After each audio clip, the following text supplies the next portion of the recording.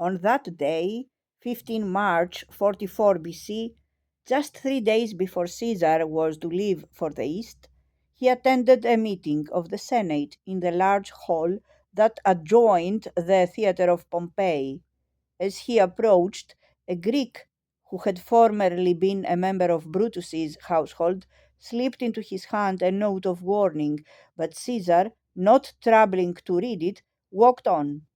The conspirators had ensured that his principal lieutenant, Mark Antony, who was not only utterly loyal to his master but was also possessed of huge physical strength, should be detained in conversation by one of their number. They had also carefully stationed nearby a band of gladiators to be ready in the event of a free fight, but the precaution proved unnecessary. Publius Casca seems to have been the first to attack, his dagger striking the dictator in the throat. Within moments, Caesar was surrounded by the conspirators, all of them frenziedly stabbing, pushing their fellows aside the better to plunge their own blades into whatever part of his body they could reach. Their victim defended himself as best he could, but he had no chance. Covering his bleeding head with his toga, he fell against the plinth of Pompey's statue. Seeing him dead, those present were seized by a sudden panic. They fled from the building, leaving the body alone where it lay.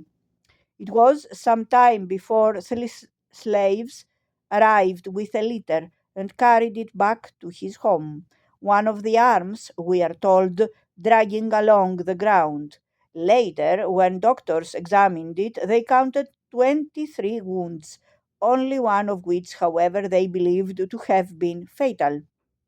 Just 6 months before his death, on 13 September 45 BC, Julius Caesar had formally adopted his great nephew, Gaius Octavius, as his son. Although still only 19, Octavian, as he is generally known in his pre imperial years, had long been groomed for stardom. Already at the age of 16, he had been appointed Pontifex Maximus. Since then, he had fought with distinction with Caesar in Spain.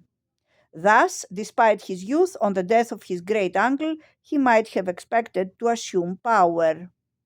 But Mark Antony, Caesar's chief lieutenant, moved fast and, not hesitating to falsify certain of his dead master's papers, seized control of the state.